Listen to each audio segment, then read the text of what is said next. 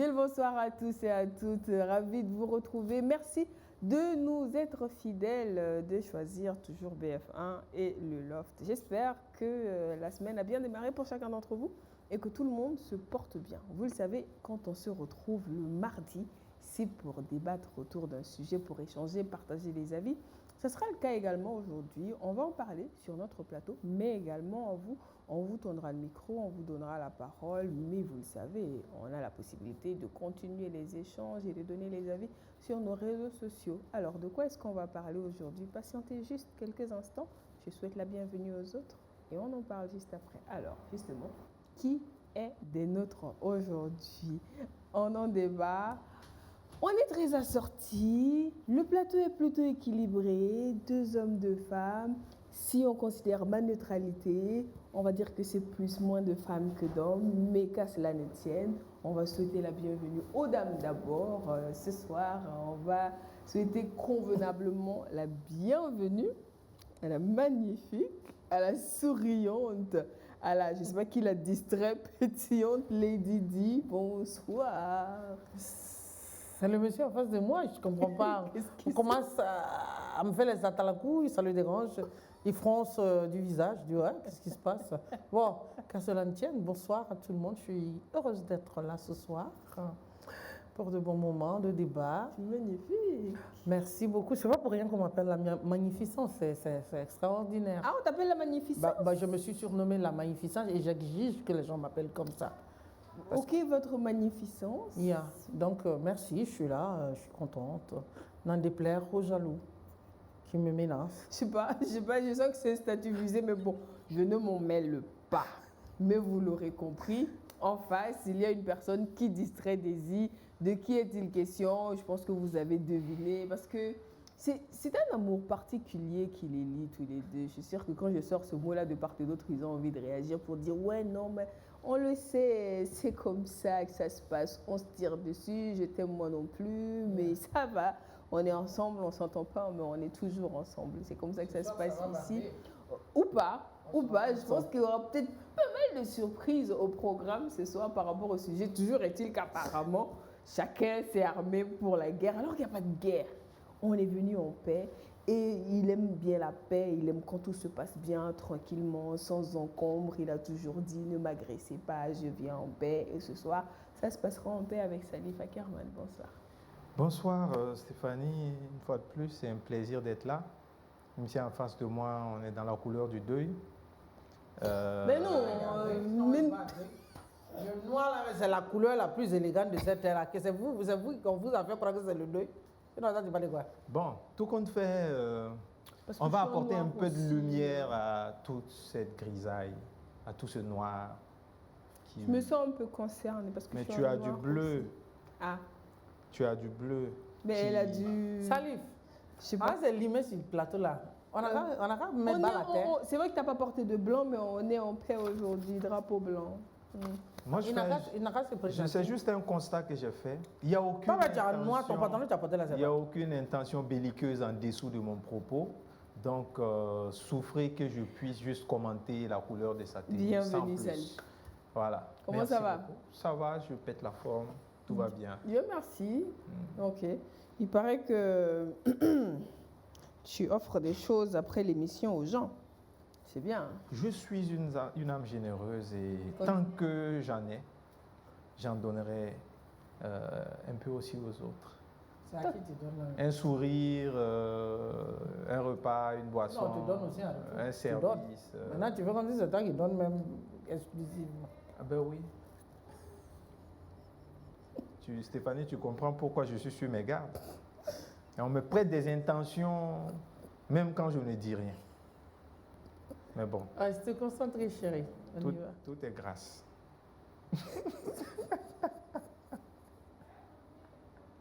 En fait, pardon, ça arrive par moment. Je comprends pas pourquoi tu réagis. Qui a dit qu'on parlait de toi? C'est la jalousie. Pourquoi, Daisy, tu réagis? Personne n'a dit qu'il était question de toi. Je ne sais pas. Mais j'anticipe. Ouais, au cas où. Parce que c'est dire qu'il t'offre des choses après l'émission, on n'est pas au courant. J'en sais rien, je ne suis pas au courant de ça aussi. Mais je ne sais pas. D'accord. Comme c'est quelqu'un qui réfléchit deux là. Et dans un là, il y a toujours mon nom dedans, donc je me défends. À chaque émission, on s'efforce autant que faire se peut de faire bonne impression à nos invités. Je crains que ce ne soit raté pour ce soir, mais on va essayer de se rattraper pour la suite parce qu'il va participer au débat avec nous. Il a son mot à dire sur notre sujet de ce soir. Nous avons le plaisir d'avoir avec nous Monsieur Sado Ilboudo. Il est conseiller en gestion des ressources humaines et management des organisations. Bonsoir. Bonsoir Stéphanie. Comment ça va? Ça va bien. On n'est pas fou, hein? C'est vrai que, mais vous rassurez-vous, tranquille, on a la tête sur les épaules. Ça va? J'aime bien l'ambiance. Tant mieux. Tant mieux. Alors, ce soir, on ne le reçoit pas pour sa casquette de conseiller en gestion des ressources humaines, mais plutôt pour sa casquette de papa. Parce qu'il est père de 3 magnifiques garçons. Et vous allez comprendre pourquoi on le reçoit pour cette casquette, parce qu'on parle des pères. Ces hommes qui nous ont donné la vie, qui nous ont façonnés, qui nous ont montré le chemin, qui parfois sont sévères, que l'on ne comprend pas toujours, mais qui beaucoup plus tard, on se dit finalement, ils n'ont pas eu tort d'être aussi stricts et rigoureux. Ces pères-là, qui sont là, ou peut-être pas encore, qui sont souvent oubliés à la fête des pères, parce que malheureusement, une journée qui bien souvent passe inaperçue aujourd'hui. On parle du papa et de l'importance de sa présence dans le développement de son enfant. C'est quoi le rôle d'un père? Que fait-il? Qu'est-ce qu'il amène? Quand il n'est pas là, qu'est-ce qui se passe? Comment ça peut se répercuter sur les enfants? Et c'est vrai qu'aujourd'hui, souvent quand on parle du père, on s'arrête et on s'attarde sur le père absent, sur le père irresponsable, sur le père qui n'assume pas. Mais on aura l'occasion d'en parler sans violence, toute tranquillité. On essaiera d'aborder ces différentes thématiques. Mais avant, on vous a demandé, à vous, chers téléspectateurs, selon vous, quelle est l'importance de la présence d'un père dans la vie de ses enfants? On écoute les réponses et on revient. Selon moi, je pense que le père a une très grande importance dans la famille parce que d'abord le père, c'est le leader, c'est le modèle. Prenons l'exemple des enfants. Chaque enfant a une très grande joie de présenter son père, de parler de son père parce que c'est un leader. C'est celui qui est toujours courageux. Il ne montre jamais ses faiblesses. C'est le super-héros des enfants. Donc, pour moi, je pense que le père est très, très important dans une famille parce que sa présence amène l'harmonie. Ça amène la paix, la protection et la sûreté. Donc je pense que sa présence est très importante. Et le père, il est toujours important pour un foyer. Voilà, toute famille, tout couple a toujours besoin d'être deux. Voilà, le papa, il est le responsable, on dira comme ça, d'un couple, d'un foyer. Et c'est très très important voilà, qu'il soit là. Ça dépend peut-être de ce que la personne fait, le papa fait, oui. On dit d'abord les enfants appartiennent à l'homme. Voilà donc sa responsabilité, l'éducation, sa contribution. Voilà donc à tout, à la vie, à l'éducation, à l'aisement voilà, des enfants, de ses propres enfants. Le parent, le papa, il est très très important dans un couple, dans une famille. C'est vrai que de nos jours, on voit beaucoup de femmes toutes seules qui éduquent les enfants pendant des années. Mais on constate à un moment donné que quand le papa il est là, il vient quelque part à un moment donné et que l'enfant en tant que oui, que mon papa est là, on sent quand même la joie, tu vois, dans le sourire, dans le visage de l'enfant de dire j'aimerais voir mon papa, j'aimerais être mon papa, se promener avec son papa. Donc on sent que quel qu'en soit les cas, la présence quand même du papa est très très importante dans un couple, dans une famille. On est de retour sur ce plateau et on va aborder notre sujet aujourd'hui. Quelle est l'importance de la présence d'un père dans la vie de ses enfants, dans leur développement? Mais avant, comme on a la chance d'avoir des papas sur notre plateau, on va leur poser la question. Souvent, on demande aux femmes, quand elles ont peut-être leur premier bébé, qu'est-ce que ça fait de devenir mère? Comment on le vit? Comment on le ressent? Mais souvent, on ne pose pas la même question aux hommes. Donc, on va essayer de rééquilibrer les choses en leur posant la question aujourd'hui. Est-ce qu'ils s'en souviennent? Je suis sûre que oui. Et comment ils l'ont vécu, l'arrivée du premier et ensuite devenir père de famille. Salif. C'est vrai que la question, on ne la pose pas souvent aux hommes. Hein. On pense à la maman qui a supporté 9 mois de grossesse, avec tout ce qu'il y a eu comme... voilà. C'est comme si le papa était un spectateur juste à côté, alors que personne n'imagine le stress qu'on vit derrière. Ouais, quand on vous dit qu'elle va accoucher, moi je me rappelle très bien, je suis arrivé, à l'époque je n'étais pas à Ouaga, je suis arrivé en pleine nuit, je suis allé directement à Yalgado parce que c'était à Yalgado. J'ai marché toute la nuit dans l'hôpital jusqu'au petit matin. Et c'est au petit matin que ça arrive. Donc tu es fatigué, tu as sommeil, mais tu vois un bonhomme, tu le regardes. C'est un sentiment qui ne s'explique pas en fait. C'est un sentiment... c'est comme souvent quand on parle d'accident. Pour moi, il n'y a pas d'accident. Quand ça arrive, c'est arrivé, on assume et puis on avance. Parce que quand tu vois cet être humain devant toi, que tu l'aies planifié ou pas, pour moi, tu deviens une autre personne sur le champ. Okay. Tu réalises que tu ne peux plus rien faire comme avant. Il y a quelqu'un au-delà de toi désormais. Oui, au-delà de toi, tu constates qu'il y a il y a un cordon qui te relie à quelqu'un. Donc, à partir de ce moment, littéralement, tu passes du jeune garçon au messieurs, quoi. Voilà. Peut-être que tout le monde ne le percute pas tout de suite, mais quand tu tiens, et puis c'est une partie de toi que tu tiens, il y a un sentiment particulier. En général, nous les hommes, je ne vais pas parler de fierté, mais on n'a pas la même manière d'exprimer notre sensibilité. Très souvent, c'est au fond de nous, ça se passe. Après, tu peux passer derrière le mur, tu es arrêté, tu es dans un autre état. Mais devant les gens, tu fais l'homme, quoi. Tranquille. Oui, mais... Le bonhomme. Mais il y a une sensation qu'on n'explique pas. D'accord. Mais on ne parle pas, nous, on ne parle pas beaucoup de ça. Bon, on est pudique. On se dit aussi qu'en général, ça va... Je sais pas, on s'imagine que... En tout cas, quand on a un père responsable qui assume la grossesse, on se dit que ça va de soi, alors que ça ne va pas forcément de soi. Autant pour la mère, c'est un changement, pour le père aussi. Et puis, il y a le truc, il y a la bonne dame qui est entre la vie et la mort. Et tu te sens en partie responsable de ça. Il y a le truc qui tourne dans ta tête et si ça se passe mal. Forcément, tu penses à ça. Donc, tant que ce n'est pas fini, tu es là sans être là, quoi. Tu es suspendu à quelque chose. Tu n'es pas dans la salle, ce n'est pas toi qui accouches, mais il y a une partie de toi qui est là-bas. Ouais. Donc, mais c'est comme je dis, nous les pères, on ne parle pas beaucoup de ça. Voilà. Les gens ont l'impression que ça ne nous dit rien. Le gars, il attend qu'elle sorte et puis c'est fini. Non, ça n'a rien à voir. Tu vis un stress qu'on n'explique même pas. Ok. Yeah. Gilles Boudot? Oui. Alors. Je pense que c'est à peu près la même chose. Hein. Voilà, c'est un moment de sentiment de joie, mais en même temps de peur, parce que pour la petite histoire, moi, mes gosses, tous les 3 sont nés presque à la veille du coup d'État. Oh. Il y a même un collègue de service qui demande après eux toujours en disant « et les poules 6 ». Voilà, les bébés poules 6. Donc je pense qu'avec madame, on a décidé de ne plus faire, parce que bon, il faut éviter... Peut-être que ce serait bien pour le pays d'ailleurs.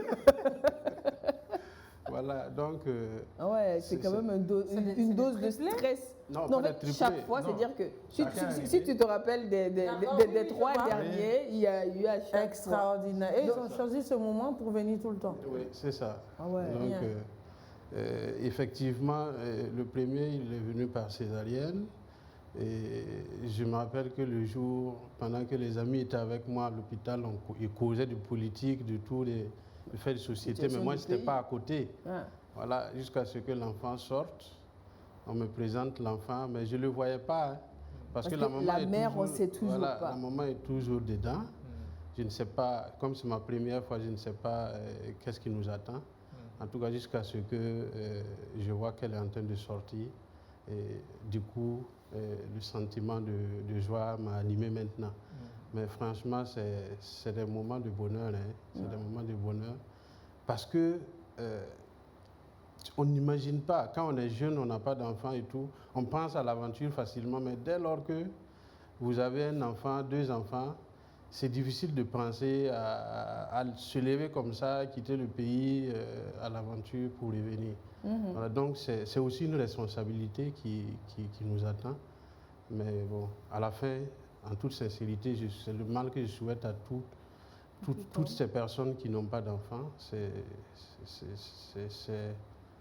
pas simple, hein, c'est pas simple. Donc, c'est amèrement doux. J'ai un ami qui me dit c'est amèrement c'est amèrement doux, comme on le dit. Voilà, donc je souhaite vraiment à tous ceux qui n'ont pas d'enfants de les avoir. Ben, C'est on leur passionnant. souhaite également, parce que Oui. je pense que c'est ce que beaucoup de gens, en tout cas qui n'ont pas la chance d'avoir des enfants, rêvent de vivre.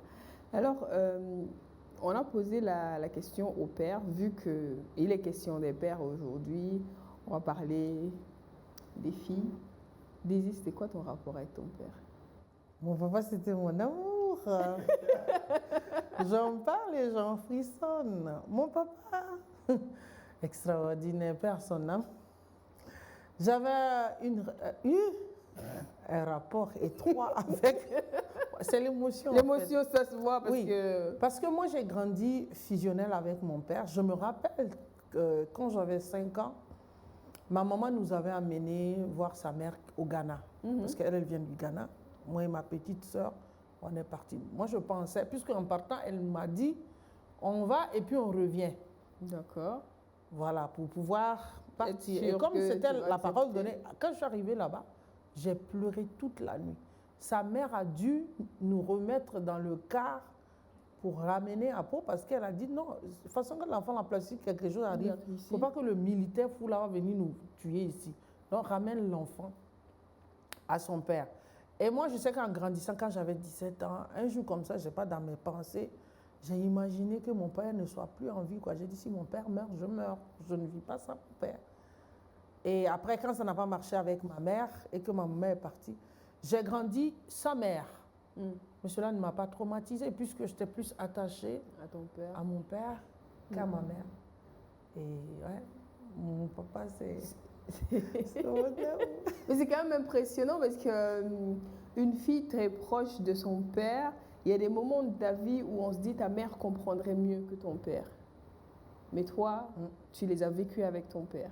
Oui, j'ai vécu tout avec mon père. Aujourd'hui, si tu me demandes de raconter des choses avec mon père, je pourrais passer toute une journée à raconter. Mais avec ma mère, pas beaucoup. Oui, parce Voilà. qu'il n'y a pas eu beaucoup de souvenirs. Voilà, Ouais. c'est ça. Et moi, ça ne m'a pas traumatisé, le fait de ne pas avoir une mère. Ça fait qu'aujourd'hui, c'est difficile pour moi de dire maman comme ça à quelqu'un parce que c'est quelque chose que je Tu n'ai n'as pas pas connu. eu l'habitude de le dire. Je dirais ça ne m'a pas traumatisé. Je ne dirais pas que ça ne m'a pas manqué, mais bon, ce n'est pas quelque chose que j'ai réclamé. J'ai grandi épanouie parce que j'étais avec celui avec lequel je m'entends. Parce que moi, ma maman, elle est d'abasser. Ouais. Petit tout cas te frappe, petit tout cas te frappe. Mais ça dépend de ce que tu fais aussi quand Moi, même. je fais parce rien. que- Moi, j'étais une enfant sage. Mais le problème est que peut-être que j'étais étourdie.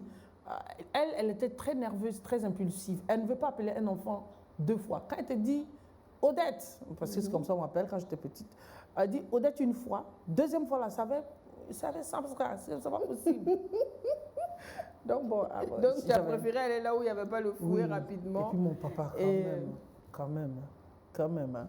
C'est mon père. En fait, je vois aujourd'hui, on voit quand même pas mal de scènes de filles qui limite disputent la place à côté de leur père avec leur mère, mais une rivalité qui est présente. Et je te soupçonne d'être ce genre de fille. Bon, comme je le dis, ma maman elle est partie très tôt, donc du coup, j'ai pas. Tu n'as pas eu à faire la rivalité. Voilà. Genre, elle t'a Même laissé quand la place. mon papa s'est remarié, je n'ai pas eu à faire de rivalité parce que c'était toujours Françoise. Et c'est lui qui m'a donné, il m'a toujours appelé Françoise parce que c'est lui qui m'a donné le prénom Françoise. C'est-à-dire, personne ne pouvait prendre ma place parce que j'étais sa première fille. Et même quand j'ai grandi, souvent quand il me dit, si toi tu étais un homme, tu allais être le mono tout craché. Même pour ceux qui ont connu mon père et qui me connaissent, quand on me voit, on me dit, mais toi, tu as tout pris de ton père. Ton seul truc, c'est que tu es une femme. Voilà, c'était son premier enfant, son premier amour extraordinaire. Ouais, c'est magnifique de t'entendre parler de ton père et des liens comme ça. Est-ce qu'aujourd'hui, vous, en tant que, je ne vais pas dire jeune père, mais même si vos enfants sont encore relativement petits, est-ce que vous avez le sentiment d'être en train de tisser une relation pareille? Bon, moi je dirais qu'on a beaucoup de chance. Moi je dirais que mes enfants ont beaucoup de chance parce que je ne sais pas si c'est lié à ma personnalité ou à mon caractère, mais je suis assez proche de mes enfants. Ok. Où même pas moi, je veux dire, moi et mon épouse, on est assez proches de nos enfants. C'est des enfants, mais dans notre tête, c'est un peu comme des adultes. Donc, on essaie de leur faire comprendre les choses, on essaie de les responsabiliser. Et quoi que ce soit des enfants, on fait en sorte qu'il n'y ait pas de mur entre nous. Du coup, dans ce sens-là, il n'y a pas grand-chose qu'on se cache. Il n'y a pas ce truc où il y a une terreur, où il y a quelqu'un qui est la terreur. Dès qu'il rentre, tout le monde court se cacher. Quoi que chacun sache ce qu'il faut faire, ce qu'il ne faut pas faire. Même si des fois ils s'oublient en pensant qu'on est leurs amis, on remet toujours la balle au centre. Chacun connaît sa place, mais je veux dire, il n'y a pas de barrière particulière. Et je dirais que je suis un peu plus proche de mes filles que de mon garçon. Ah, ok. Oui, mais je pense que les filles sont beaucoup plus proches de leur papa que oui. les gars. Et les garçons plus proches de leur voilà, mère. c'est un peu comme Donc, ça. Il y a toujours une relation particulière voilà, que les papas ont avec leurs filles. Oui, bien sûr, absolument, d'accord. Monsieur Boudou, est-ce que j'aimerais quand même que cette truc de pas de barrière, tranquille, est-ce que c'est pas un truc de nouveau papa? Je ne pense pas. Genre les papas de la nouvelle génération, je veux dire, parce qu'avant, c'est le père qui arrive et tout le monde détale. Oui, effectivement, moi j'ai vécu beaucoup plus avec mon oncle. Et je me rappelle que sa femme l'a surnommé Foronto, c'est piment. Voilà. En fait, quand il arrive, tout le monde détale. Voilà. Oui. Mais ça avait aussi ses avantages, parce que on ne sortait pas comme ça. Et moi, j'ai fait l'université. Je me rappelle que 21h30, si je ne suis pas à la maison, c'est que je dois chercher où je dois dormir. En tant que garçon? En tant que garçon, oui. En tant que garçon. En tant que garçon, oui, bien sûr. Oui. Ça portait ses fruits. Voilà. Mais je pense que ce qu'on voit aujourd'hui aussi, ce n'est pas mauvais, parce que le temps change. Voilà. On ne va pas continuer à faire les choses à l'ancien temps. Voilà. Donc, chez moi, c'est pratiquement la même chose. Il y a cette proximité. C'est vrai que je n'ai pas eu la chance d'avoir une fille, mais avec mes garçons, ce n'est pas parce que madame n'est pas là, mais je pense que je suis beaucoup plus regardant par rapport à leur éducation. Je sais pas, je suis beaucoup plus préoccupé. Par exemple, les aides ménagères aujourd'hui, du jour au lendemain, elles partent. Mais à chaque fois, je suis beaucoup plus préoccupé par le fait qu'il faut trouver. Parce qu'elle, elle travaille, moi je travaille. Et à quel moment il peut y avoir un moment de flottement. Donc à chaque fois, j'insiste, je prévois, je reviens, je discute chaque fois. Est-ce que tu as pu trouver quelqu'un? Est-ce que... Bon, je pense que par moment, ça l'agace, mais c'est de bonne guerre. Bien sûr, parce qu'il faut bien qu'il y ait quelqu'un avec les enfants quand vous êtes tous les deux au travail. C'est ça. Mais Stéphanie, pour revenir à ce que tu as dit, tu as parlé des papas nouveaux modèles. Oui. Je ne dirais pas qu'on est des papas nouveaux modèles, je dirais qu'on est des hybrides. Okay, nous, on a connu la chicotte. Oui, on a connu ce qu'il a dit. Moi, je me rappelle que, je pense que je devais être en terminale. Je suis revenu vers minuit. En tout cas, après 23 heures. Le gars, en fait, ce n'était pas une discussion, quoi. Je suis venu trouver la porte fermée. Et quand j'ai insisté, on a dit, là où tu es quitté, là, tu n'irais pas là-bas. Demain, on va régler cette affaire-là. Et je suis reparti là d'où je suis venu. Ah ouais. Et je n'étais pas en balade, j'étais en étude avec un ami chez lui. Heureusement, il vivait seul. Je suis reparti dormir là-bas. Et trouver quelqu'un qui m'a raccompagné le lendemain pour pouvoir expliquer ce qui s'est passé. L'explication. En fait, ça a l'air d'un film, mais c'était ça. L'heure limite, c'est 21h, 22h. Après ça, il n'y a pas de raison que tu sois dehors. Tu fais quoi dehors? Tu es voleur ou tu es braqueur? Tu fais quoi dehors à cette heure-là? C'est aussi simple que ça. Nous, on a connu ça. Et quand on prend ça, on compare au monde d'aujourd'hui, l'environnement, on essaie de trouver le juste milieu pour eux. Pas être trop dur, mais pas être trop gâteux. Donc, on essaie de trouver le juste milieu. Et je dirais qu'ils ont peut-être plus de chance parce que nous, on est passé par des choses qui nous ont permis de comprendre pourquoi on nous faisait ça. Ben oui, parce qu'il y avait forcément une raison. Moi, ce que j'ai envie de savoir aujourd'hui, c'est qu'est-ce que le père apporte à l'enfant, qu'est-ce que la mère apporte à l'enfant? Dis-y selon toi, avant que les hommes ne répondent. Je pense que chacun a un rôle bien précis qu'il joue. Moi, si je dois aller en pourcentage, c'est 50-50 pour être vraiment très équilibré. Parce que dans un couple, moi je dis, pour moi, il ne faut pas que tout le monde soit gentil.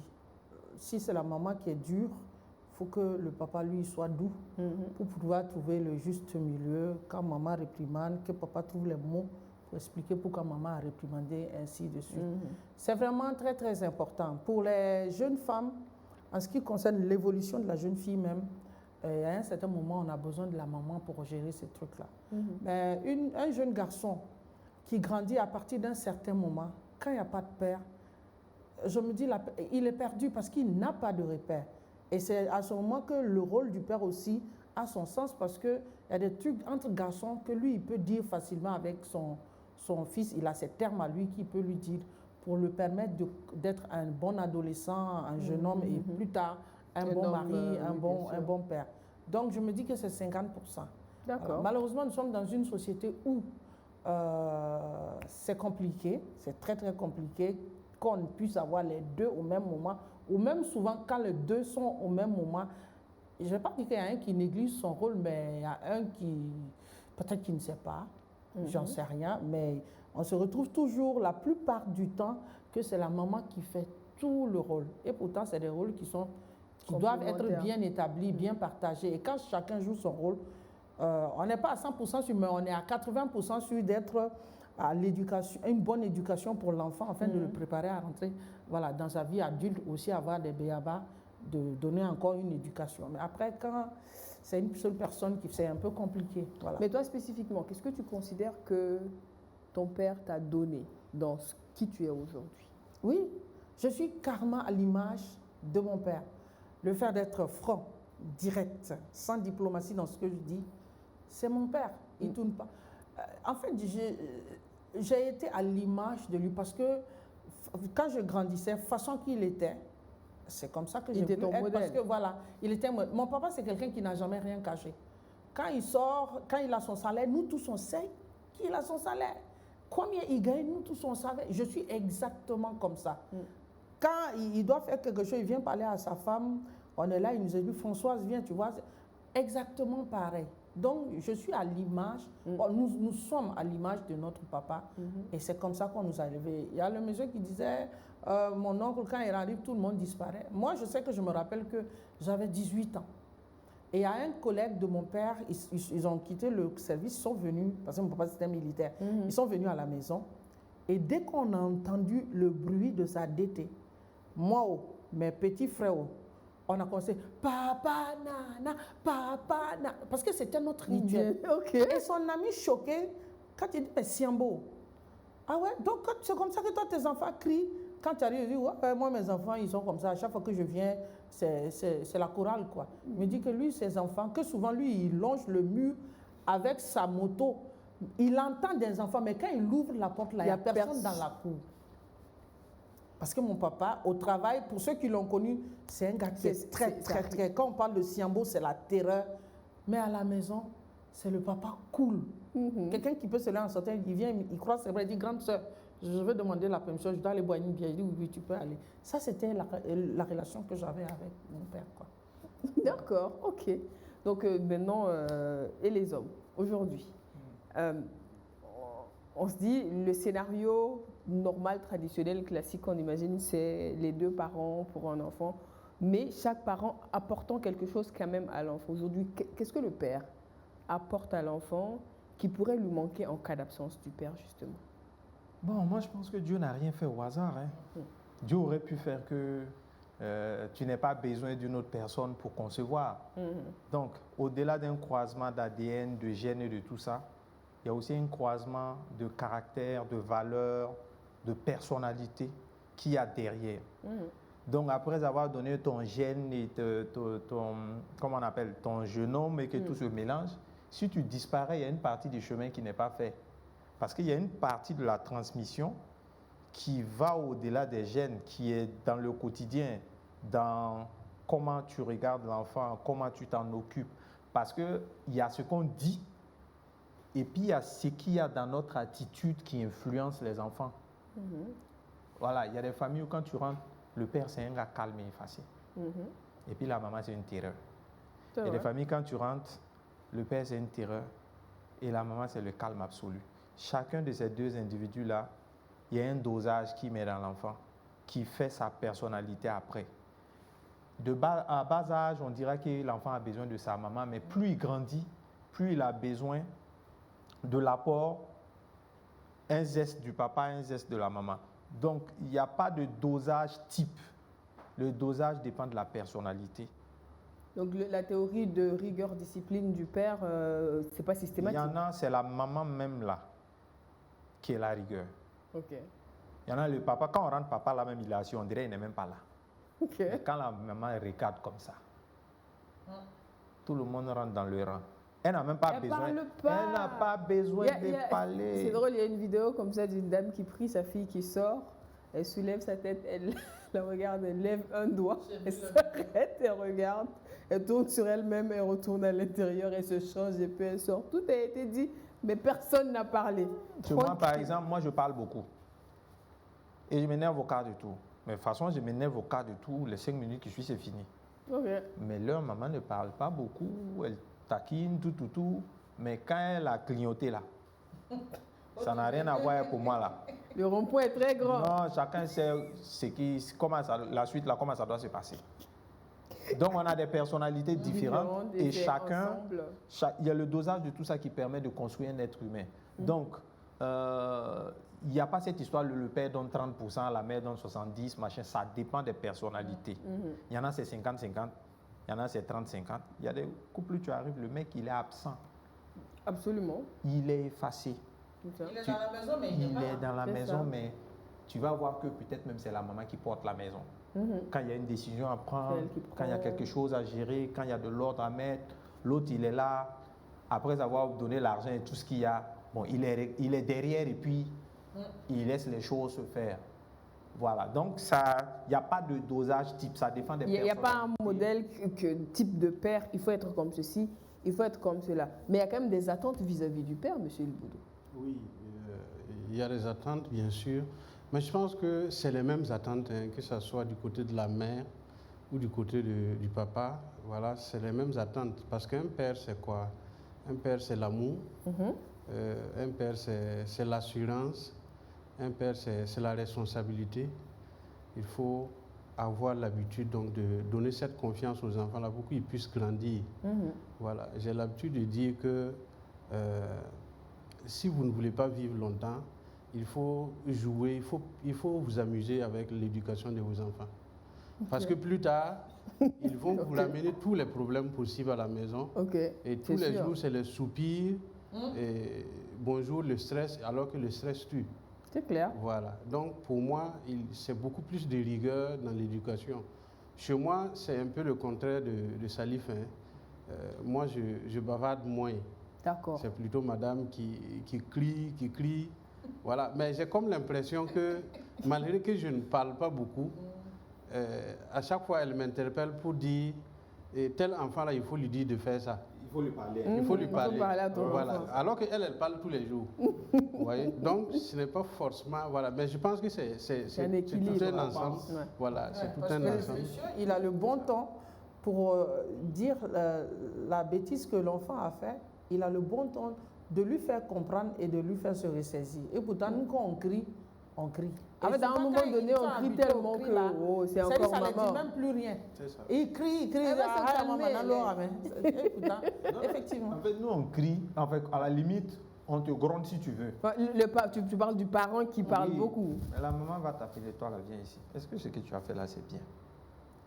Et puis elle commence à expliquer. On la sort comme une grande personne. Et puis, moi, je suis assis à côté, puis j'observe. Hein. Est-ce que tu penses que ce que tu as fait là, c'est bien? L'état dans lequel tu as mis le vélo ou tu as mis le truc, tu penses que c'est normal, ça devrait être comme ça. Il fait, mais pourquoi tu l'as fait? En fait, il y a un coup de morale qu'on te donne la première fois, en espérant que tu aies compris. Et puis on te laisse partir. Deuxième fois, si tu as répété, on va régler encore le coup Seconde là. chance. Troisième fois, tu n'auras pas d'excuses. Et puis toi-même, tu sais ce qui va se passer. Et demain, tu vas expliquer ça à tes camarades. C'est pas plus compliqué. Or que moi, je vais crier, oh, qu'est-ce que tu viens de faire là, machin. 30 secondes Il est après, c'est fini. habitué, il est habitué, papa ne crie, mais pas longtemps, tu vois. Ça va tranquille. Mais est-ce que aujourd'hui, c'est une question pour tout le monde, hein, est-ce que les hommes ont le sentiment d'être pris à leur juste valeur en tant que père? Est-ce qu'on vous le rend bien en tant qu'enfant, en tant que femme, en tant que société, votre rôle de père? Vous savez, nous les pères, on est pudiques. Ok. Je ne sais pas si c'est à l'échelle du Burkinabé ou c'est à l'échelle des hommes. Nous, on est pudiques, on n'aime pas parler de nos sentiments. Et très souvent même, on n'aime pas les montrer. Donc, en général, on n'a pas besoin de preuves. Souvent, on regarde et puis on est heureux. On n'a pas besoin de l'exprimer. On n'a pas besoin que quelqu'un nous dise quelque chose. Mais quand tu vois ta famille est heureuse, quand tu vois tes enfants qui sont heureux, quand tu sens qu'il y a un sentiment d'apaisement, il y a une certaine aisance, il y a une certaine paix intérieure, toi, tu es heureux. Tu n'as pas besoin qu'on te raconte une histoire. Ok.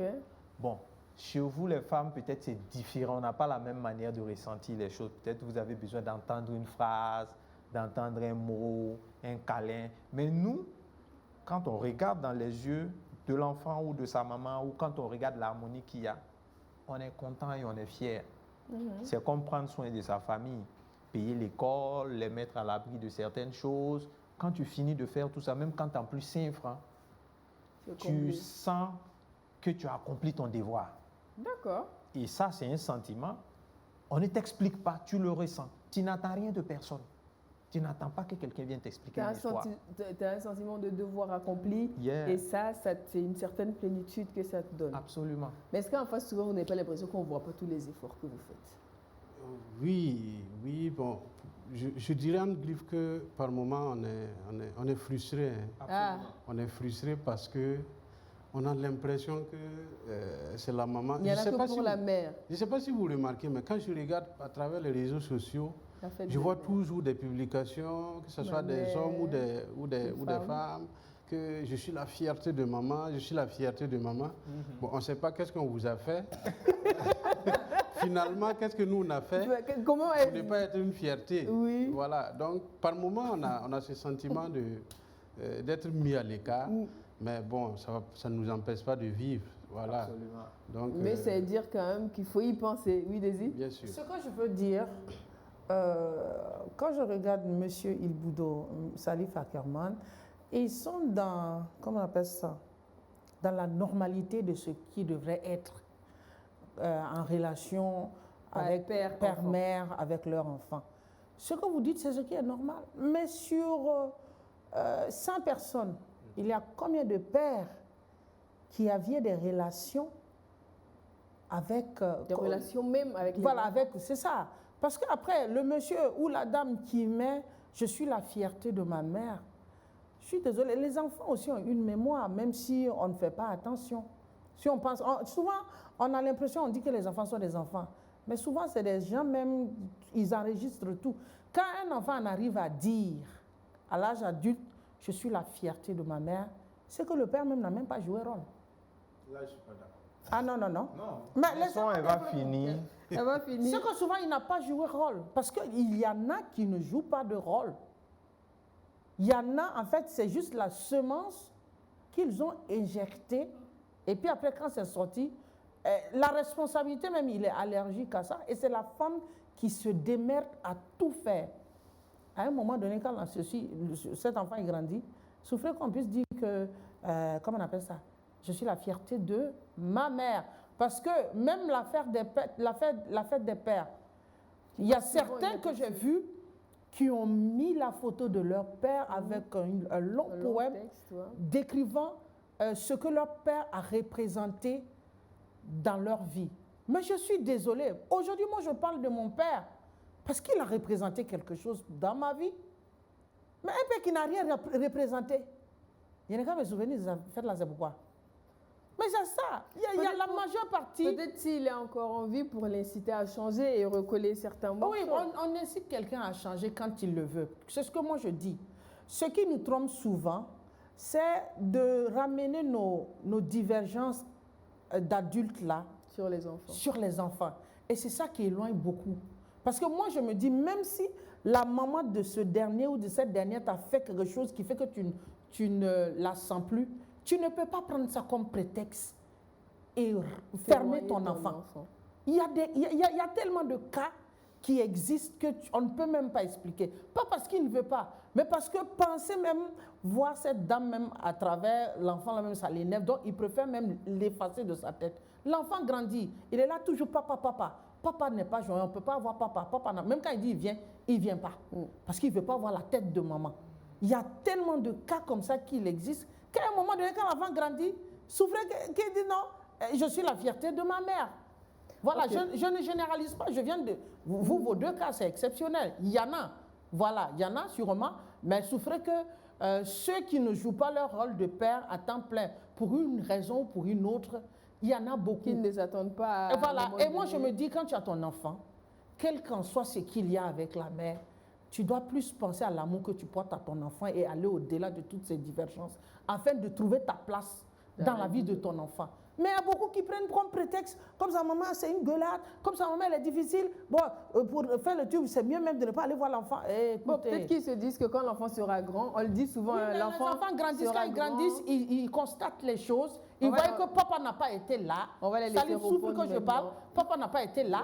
Donc si papa n'a rien foutu dans ma vie, je ne peux pas dire que papa, je suis sa fierté. C'est pas possible, c'est ma maman qui a été là. C'est bon, tu as fini.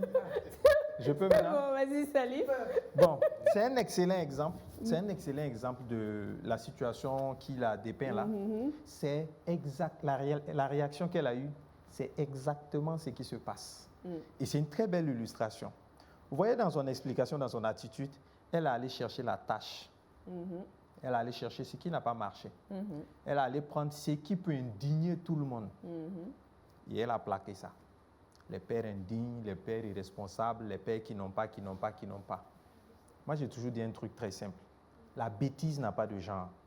C'est clair. L'irresponsabilité n'a pas de genre. Absolument. Le manque d'humanisme, là, ça n'a pas de genre.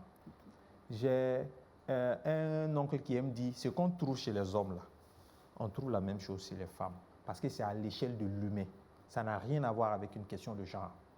Si vous rentrez dans les questions de couple et les questions de relations qui n'ont pas fonctionné, vous avez toujours une version. C'est la version de la personne qui est devant vous. Bien sûr. Il y a tellement d'enfants qui ont eu leur vie gâchée parce qu'ils ont eu une seule version de l'histoire. La mère a raconté sa version. Le père n'a jamais eu l'occasion d'expliquer la tienne. Qui a empêché le père de donner sa version? Je peux finir? Non, il faut que je... Ouais, non. Quand je parle, c'est parce qu'on a eu des amis. On a des amis qui ont eu des histoires avec des femmes, avec des filles, où quand on raconte l'histoire, quand la dame te donne sa version, et après tu as la version du monsieur, c'est le jour et la nuit. On a eu des histoires où c'est quand l'enfant a grandi, c'est-à-dire on a éduqué l'enfant à détester le père, parce qu'on lui a donné une version de l'histoire. Il a fallu que l'enfant grandisse à un certain âge, ait son sens de la raison et cherche à comprendre ce qui s'est passé pour réhabiliter son papa. Parce qu'il y a une version tronquée de l'histoire qu'on lui a donnée, une version sans tous les détails. Il a fallu peut-être remonter aux parents, essayer de comprendre. Donc je veux dire, dans toutes les histoires de famille, dans toutes les histoires de couples qui n'ont pas marché, il y a toujours deux versions de l'histoire. Et quand on se contente de l'histoire, de la version de la mère, généralement les hommes ne parlent pas, ils ne tirent pas, ils se mettent en retrait. On va tout faire pour que l'enfant te déteste. On va dire, il n'a pas donné l'argent, pourtant tu as essayé d'envoyer l'argent. On va dire, il n'a pas pris contact, il n'a pas cherché à faire quoi, alors qu'on a essayé d'éloigner l'enfant du monsieur ou de la famille. Il y a plein d'histoires de ce genre. Après, quand on donne la version, tu te rends compte que, bon... Mais après, si tu le prends comme ça, il y a vraiment des pères qui démissionnent. Mais il y a des mères aussi qui sont terribles. Non, on est d'accord. Je ne veux pas faire la dualité, mais voilà. Quand on va juger, gardons à l'esprit que la bêtise, l'irresponsabilité n'a pas un visage masculin. Ça n'a pas de genre, c'est de l'ordre de l'humain. Il y en a dans tous les... Ne changez pas mon sujet, s'il vous plaît. Ne change pas, mais je veux juste rebondir. Quand on prend l'exemple de très souvent ce que les gens racontent sur les réseaux sociaux, c'est même pas sur les réseaux sociaux, c'est de façon générale. Il n'y en a que pour les mères. On présente la mère comme on aime souvent dire, c'est notre Dieu sur terre. C'est une expression qui est rentrée dans le langage courant. Mais ce n'est pas mauvais, c'est bien. Ça ne veut pas dire que le père ne fait rien ou il ne peut pas être, ou il n'est pas l'ange de quelqu'un. C'est juste que c'est une expression qui est rentrée dans le langage courant que les gens ont adopté. Et très souvent, ça sort plus facilement que de dire un père c'est ci, un père c'est là. Mais comme je dis, les pères, ils ne réclament pas beaucoup. Seulement, ils reçoivent beaucoup de frustration. Je prends la fête des mères. On les a célébrées, on les a traitées de reines, de tout ce que tu veux de beau.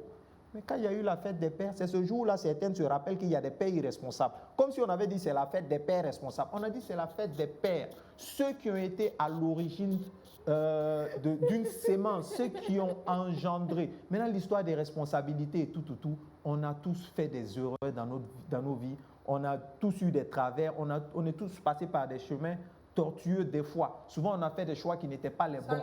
Mais ça ne change pas. Monsieur Boudot voulait réagir avant que tu Donc, soyons justes quand nous apprécions certaines situations et arrêtons de diaboliser les hommes. Ce qu'on trouve chez les hommes, on trouve la même chose chez les femmes. Il faut que tu me laisses rebondir dans le chocho avant que M. Ilbono... Bon, M. Ilbono, vous permettez, mais essayez de ne pas être long. Ce que je veux dire, avant de parler de tout ce que j'ai parlé, j'ai dit, j'ai vu également des enfants qui ont fait les éloges de leur père parce que ça a été un père qui a été présent, qui les ont accompagnés tout le long de leur vie. J'ai bien précisé. Et pourquoi j'ai ouvert cette parenthèse? Moi, je ne parle pas des pères irresponsables ou de pères. Moi, je dis, vous êtes des pères, vous jouez les victimes, on vous a mis de côté. Revendiquez, tu as mis ta semence. Pourquoi? À cause d'un palabre avec ton ex, cela t'empêche d'avoir une place dans la vie de ton enfant et parce que tu ne veux pas de problème, tu décides de te mettre en retrait. Je suis désolée, tu l'as dit, dans l'histoire, il y a deux versions. Si la mère a donné sa version, il faut que toi aussi tu donnes ta version. Quel qu'en soit ce qui va se passer, ta version, elle compte. C'est ce que moi je dis, parce qu'après, quand vous prenez la décision de vous mettre en retrait pour laisser l'histoire, la nature même révéler les choses, est-ce que vous savez le traumatisme que les enfants vivent? C'est de ça que moi je parle. Tu penses que c'est parce qu'il veut? Tu penses que ceux qui font ça, ils se mettent en retrait? Non, il y a des histoires où on soulève l'enfant, on disparaît, tu ne sais même pas où il est. Mais toutes les histoires ne sont pas pareilles. Voilà pourquoi je vous demande. Donc, il faut rectifier ce que j'ai dit, je ne diabolise rien. Il y a des faits qui sont là. Donc c'est trop facile. Alors, on peut recentrer tout ça. Sans père, on sait que sur 100 pères, il y a plus de 80% des pères qui ne jouent pas de rôle dans leur vie. Selon moi, mon statistique. Voilà, on ne peut pas tirer. Merci beaucoup. On a compris que sur ce point-là, on ne va pas forcément s'entendre. Monsieur Ilbono, enfin, réagissez parce que c'est par rapport à ça aussi que vous avez voulu rebondir. Au fait qu'il y ait des pères souvent qui sont malheureusement... C'est vrai, comme on le dit, à la justice rationnelle, par moment, il faut préférer la justice raisonnable. Quand je dis que nous, les pères, on se sent un peu frustrés, c'est vrai qu'il n'y a pas une étude qui dit qu'on gâte plus les femmes et les mères que les pères, mais de façon empirique, quand on regarde autour de nous, en tout cas, c'est l'impression qui se dégage si on veut être honnête. Oui. Voilà. C'est une bonne impression, parce que c'est la vérité. Bon, ça, je ne rentre pas peut-être dans ces petites... voilà. Mais j'ai l'impression que l'explication que Daisy donne, c'est pas forcément notre sujet. C'est là quand il y a des discussions, des bisbilles dans le couple qui se transportent sur les enfants. Ouais. Alors que là, on demande notre perception. Voilà, est-ce qu'on est bien célébré? Est-ce qu'on est bien célébré? Mais si réellement on veut être honnête, franchement, en termes de célébration, c'est vrai qu'on ne revendique pas forcément, comme il a dit, silencieux et puis bon, voilà, tranquille. On ne revendique pas. Mais on estime que de nos jours, on voit beaucoup plus. Et ça, ce n'est pas forcément que c'est les femmes qui font que les enfants font ça. Hein. Voilà. Nous-mêmes adultes, et moi je n'ai plus mon papa, mais en toute sincérité, quand il faut poser un acte... On a un sentiment d'injustice quand même de soi-même par rapport à son père souvent. Quand on veut poser un acte envers les deux parents, tout de suite, c'est comme mon professeur de comment on appelle ça, du lycée nous disait que si on demande à un bébé de tuer entre, bon, excusez-moi du terme, entre papa et maman, il va dire tu es papa. Parce que lui, il a besoin de téter. Voilà. Donc, il y a ce sentiment de toujours gâter beaucoup plus la mère. Parce qu'elle est vulnérable également. Voilà. Par contre, le papa, il est beaucoup plus solide, voilà, et tout. Il est donc, supposé. Voilà, supposé être parce que beaucoup plus malheureusement, solide, souvent, voilà. c'est les premiers qui partent. C'est ça. Donc c'est ce sentiment-là qu'on a. Et je pense que si vous faites un micro-trottoir, vous verrez que la majorité... Si on demande aux hommes, je pense qu'ils vont dire qu'on leur rend même aux pas femmes, assez si elles bien. sont honnêtes. Non, elles sont honnêtes. Elles savent. Elles sont J'ai dit honnêtes. si elles sont Non, honnêtes. mais c'est pour dire que... Alors, Dizzy, il reste 2 minutes d'émission. Il reste 2 C'est minutes. déjà fini. J'ai Exactement. tellement de choses à dire. Non, mais parce que c'est comme il a dit. C'est vrai que quand on parle de parents, forcément, on va tomber sur le sujet de ceux qui sont démissionnaires. Mais là, on parle de l'importance de la présence du père, pas de son absence. Mais c'est on est conscient que, justement, la présence est importante parce que c'est-à-dire que l'absence enlève quelque chose de crucial au développement de l'enfant. Mais là, C'est pourquoi il faut tout faire pour être là. présent. Il faut tout faire. pour être présent. 30 secondes chacun pour faire un dernier tour de table. On ne déborde pas, s'il vous plaît. Salif. C'est pour Salif, sinon moi je suis dans le temps. Salif, on commence par quoi? C'est donner à chaque parent sa place. Que chacun soit célébré à la hauteur de son investissement, de sa présence. Parce que quoi qu'on dise, les pères en général, ils jouent les durs. Mais je vais vous dire, en général, les hommes sont plus sensibles que les femmes. Ils ne le montrent pas. Il ne faut surtout pas vous fier aux apparences. Donc, Et que les pères comprennent qu'ils sont très importants pour leurs enfants aussi. Si. Ce sont des personnes qui triment au quotidien, qui font tout pour mettre leur famille en sécurité, qui ne reçoivent pas toujours cette petite reconnaissance en passant pour leur dire oui, vous êtes des super-héros, vous faites de grandes choses pour nous, merci d'exister, merci d'être là. On n'entend pas ça souvent, on n'entend pas ça toujours. On ne le réclame pas, mais Ça serait bien de l'entendre. ça apaise quand on entend ça. Merci. Désir. Bon, on dit qu'on ne le réclame pas, mais ça appelle à réclamer. Ça ne fait rien. Non, ce que je vais dire pour terminer, effectivement, en tant qu'enfant, c'est vrai que c'est bien de célébrer la maman parce que c'est notre mère. Mais le papa aussi ne doit pas être en reste parce qu'il a une part très importante également dans votre vie. Il reste votre père. On ne peut pas changer de père. Et parce qu'on ne peut pas changer de père, quel qu'en soit ce qu'il est, il faut l'aimer, il faut l'honorer. Et surtout, il faut le célébrer. C'est très important. Si la vie a voulu que ce soit lui ton père, accepte-le, aime-le, célèbre-le. Parce qu'un jour, tu es appelé à être maman, tu es appelé à être un père. Et c'est sûr que tu aurais voulu qu'on te célèbre également. Donc, si tu veux être célébré, célèbre le tien s'il est encore vivant. Merci beaucoup, Désir. Sylvoudo. Ok, moi je dirais que à la fin, j'ai l'impression qu'on converse en tout cas en termes d'idées, qu'il faut aussi célébrer les pères. Et comme ça c'est déjà dit, je ne sais pas si j'ai la possibilité de faire une ouverture. Allez-y. Aujourd'hui, si j'ai rapidement accepté d'être à cette émission, j'ai quand même un cri de cœur. Parce que de nos jours, quand moi je prends mes enfants, je fais une petite sortie et je vois des enfants à 22h, 1h du matin qui arpentent les rues de la ville, du Ouagadougou et d'autres villes. Moi, en tant que père, je pleure. Ça fait mal. Ouais. Voilà, je pleure, je ne sais pas qu'est-ce qu'il faut faire, mais il faut agir. Parce que c'est l'éducation de ces enfants-là, l'avenir de ces enfants qui est en jeu. Et si c'est l'avenir de toute la société. Voilà, et de la faut nation. dire, bien Voilà, sûr. donc c'est un cri de cœur. C'est pas si on peut débattre de cette question. Absolument, Voilà. on peut en parler et vous faites bien d'aborder la question parce que c'est vrai que souvent on peut facilement se dire mais ce sont les enfants de qui? Alors que ce sont des enfants du Burkina. Et si ces enfants-là tournent mal, ben, c'est le Burkina qui tournera mal. Tout le monde, on paiera les pots cassés. Ils sont dehors, ils sont exposés, ils sont en danger. Ce n'est pas leur place, donc il faut impérativement que quelque chose soit fait. Donc, Monsieur Ilboudo, on en reparlera, ne vous en faites pas, avec les services compétents et on verra ce qui est fait au Burkina pour le bien-être de ces enfants-là. Et pour revenir à notre sujet, pour conclure, on dit un grand merci à Monsieur Ilboudo pour sa présence, pour le partage de son expérience de père. Merci beaucoup à Salif Akeaman pour son partage d'expérience de père. Merci à Daisy qui nous a partagé son expérience de fille. C'est très important aussi de le savoir parce que souvent, malheureusement, ils l'ont dit, hein, on ne se rend pas compte du rôle du père et on n'a pas le réflexe d'être reconnaissant parce qu'on s'arrête souvent sur la rigueur, sur le fait qu'ils soient sévères, en oubliant que tout le cadre est mis en place souvent par eux pour que ça fonctionne. Et malheureusement, c'est souvent une fois quand on est adulte, quand on est père, qu'on se rend compte, mais on ne peut pas remonter le temps pour corriger. Donc si on a la possibilité aujourd'hui, célébrons nos pères valablement. Ils ont un rôle important à jouer. Et pour tous les jeunes papas, soyez présents dans la vie de vos enfants. Ils vous le rendront bien. Ils ont besoin de vous. Quelqu'un l'a dit sur ce plateau. Ce n'est pas pour rien qu'il a fallu que vous soyez deux. Eh bien, on vous souhaite de prendre grand soin de vos familles, de vos papas, de vos enfants. Et merci d'être fidèle à BF1. On se dit à très vite avec un autre sujet. Au revoir.